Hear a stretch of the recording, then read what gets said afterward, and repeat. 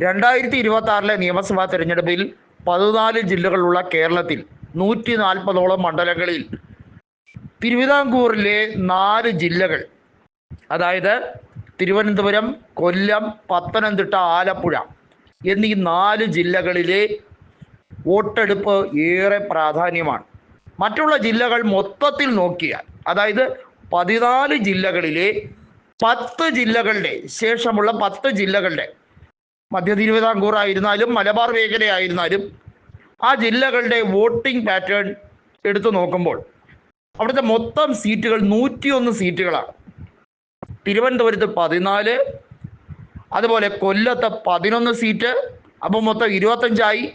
പിന്നെ പത്തനംതിട്ടയിലുള്ളത് 5 സീറ്റുകൾ, ആലപ്പുഴ ജില്ലയിലുള്ളത് 9 സീറ്റുകൾ. ഇവിടെ കൃത്യമായി പറഞ്ഞാൽ 39 നിയമസഭാ സീറ്റുകളിൽ ആർക്കാണ് മുൻതൂക്കം അവരായിരിക്കും കേരളം ഭരിക്കുക. മറ്റുള്ള 101-ൽ ഏകദേശം സമാസമമായിരിക്കും.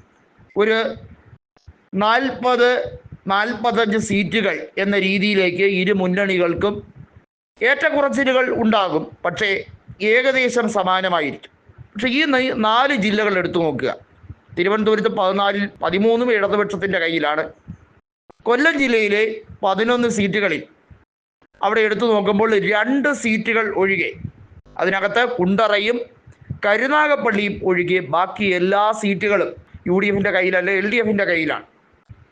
പത്തനംതിട്ടയിലെ 5 സീറ്റുകൾ നിലവിൽ ഇടതുപക്ഷത്തിൻ്റെ കയ്യിലാണ്. പത്തനംതിട്ടയിലെ സീറ്റുകൾ നോക്കുക. അവിടെ റാന്നി മണ്ഡലം, അത് കേരള കോൺഗ്രസ് എം ഇടതുപക്ഷത്തോടൊപ്പം നിൽക്കുന്നു. ആറന്മുള വീണ ജോർജിൻ്റെ മണ്ഡലം, അതുപോലെ തന്നെ കോന്നി വർഷങ്ങളായി അടൂർ പ്രകാശ് പ്രദാനം ചെയ്ത മണ്ഡലം ഇപ്പോൾ ജനീഷ് കുമാർ CPIM ആണ് പ്രതിദാനം ചെയ്യുന്നത്. അതുപോലെ തന്നെ തിരുവല്ല മാത്യു ടി തോമസ് ഇടതുപക്ഷത്തിൻ്റെ കൂടെയാണ്, ജനതാദൾ സെക്കുലർ. ഇത്തരത്തിലാണ് സാഹചര്യങ്ങൾ പോകുന്നത്. അടൂർ മണ്ഡലമുള്ളത് ചിറ്റയം ഗോപകുമാറിൻ്റെ കയ്യിലാണ്, CPI, ഇപ്പോഴത്തെ കേരളത്തിലെ ഡെപ്യൂട്ടി സ്പീക്കർ. അതുപോലെ തന്നെ ആലപ്പുഴ ജില്ലയിൽ 9 സീറ്റുകളിൽ ആകെ 1 സീറ്റ് മാത്രമാണ് UDFിൻ്റെ കയ്യിൽ. ആകെപ്പാടെ മുൻ പ്രതിപക്ഷ നേതാവും മുൻ ആഭ്യന്തരമന്ത്രിയും മുൻ KPCC അധ്യക്ഷനും ഒക്കെ ആയിരുന്ന കോൺഗ്രസിൻ്റെ മുതിർന്ന നേതാവ് രമേശ് ചെന്നിത്തല ഹരിപ്പാട് മണ്ഡലത്തെ പ്രതിനിധീകരിക്കുന്ന ഒഴിച്ചാൽ മറ്റെല്ലാ ജനപ്രതിനിധികളും ഇടതുപക്ഷത്തിൻ്റെ ജനപ്രതിനിധികളാണ്. ഇവിടെയാണ് ഏറെ മാറ്റങ്ങൾ വരാൻ പോകുന്നത്. തീർച്ചയായും മാറ്റങ്ങൾ വരും. കൃത്യമായി പറഞ്ഞാൽ തലസ്ഥാനം 14 സീറ്റുകളുള്ള തിരുവനന്തപുരം ആര് മുൻതൂക്കം നേടും അവരാണ് സാധാരണഗതിയിൽ കഴിഞ്ഞ 3 പതിറ്റാണ്ടോളം കാലമായി കേരളം ഭരിക്കുന്നത്. 2011-ൽ തലസ്ഥാന മേഖലയിൽ കോൺഗ്രസിൻ്റെ ഒരു വലിയ മുന്നേറ്റമായിരുന്നു. പാറശാലയായിരുന്നാലും നെയ്യാറ്റിൻകരയിൽ അവിടെ ഉപതെരഞ്ഞെടുപ്പിലൂടെ സെൽവരാജ് ജയിച്ചു. അതുപോലെ തന്നെ തിരുവനന്തപുരം സെൻട്രലിൽ ശിവകുമാറായിരുന്നു, കഴക്കൂട്ടത്തെ MA വാഹിദായിരുന്നു, വട്ടിയൂർക്കാവ് KM മുരളീധരനായിരുന്നു. ഇത്തരത്തിലായിരുന്നു സാഹചര്യങ്ങൾ. അവിടെ നേമത്ത് മാത്രമാണ് ശിവൻകുട്ടി അന്ന് ജയിച്ചത് 2011-ൽ. വർക്കലയിൽ വർക്കലം കഹാറായിരുന്നു. ചിറയിൻകീഴ് V ശശിയായിരുന്നു CPIയുടെ സ്ഥാനാർത്ഥി, ഇപ്പോഴും അദ്ദേഹം തന്നെയാണ്. ആറ്റിങ്ങലിൽ B സത്യനായിരുന്നു 2011-ൽ. ഇത്തരത്തിലാണ് കാര്യങ്ങളുടെ പോക്ക്. ഒന്ന് നോക്കണം, മുൻതൂക്കം UDFിനായിരുന്നു.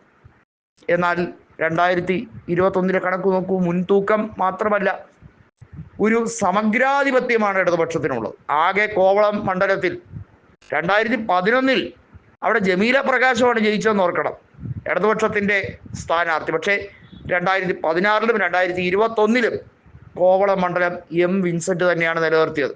2016-ൽ 2500 വോട്ടിൻ്റെ ചെറിയ ഭൂരിപക്ഷം മാത്രമാണ് M വിൻസെൻറ്റിന് കിട്ടിയതെങ്കിൽ 2021 ആയപ്പോൾ നീലലോഹിദാസ് നാടാരെ 12,000 വോട്ടുകൾക്കാണ് വിൻസെൻ്റ് തറ പറ്റിച്ചത്.